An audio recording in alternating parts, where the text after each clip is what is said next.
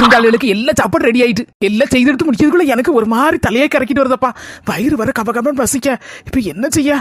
விருந்தாள்கள்லாம் வந்து சாப்பிட்டுட்டு போன வரதான் நம்ம சாப்பிட முடியும். இது எங்க அம்மா வீடா இருந்தா டப்புன்னு முதல்ல ஆளா சாப்பிட்டுலாம். நம்ம மாமியார் வீட்டுல இதெல்லாம் நடக்குமா? இதெல்லாம் நம்ம எதிர்பார்க்கவும் கூடாது.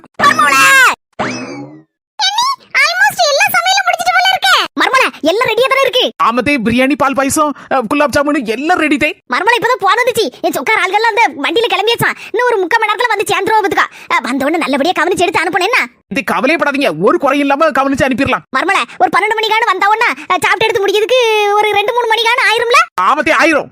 அதனால நீனும் அவ்வளோ ஒரு 1/2 மணி நேரம் ஆகும் பத்தியா அவ வரதுக்கு. அதுக்குள்ள 2 பேரும் சாப்பிட்டுருங்க. 2 பேரும் பசி தாங்க மாட்டியா? ஏத்தே நெசமாவா? மர்மலா அந்த காலத்துல என் மாமியெல்லாம் சொந்தக்காரெல்லாம் வந்து சாப்பிட்டு எடுத்துட்டு போன பிறகு கடைசில ஏதாவது மிச்சம் மீதி இருந்தா தான் கொடுப்பா. பத்துக்கா அப்படி என்ன கஷ்டப்படுத்திருக்கா. அப்படி கஷ்டப்படுத்த நான் உன்ன விரும்பல. பத்துக்கா அதனால முதல்ல சாப்பிட்டு வந்த ஆள்களுக்கெல்லாம் சந்தோஷமா மன நேரமோடு அப்பதான் பரவர முடியும். சாப்பாடுலாம் நிறைய இருக்கு. நல்ல வயிறார சாப்பிடுங்க 2 பேரும்.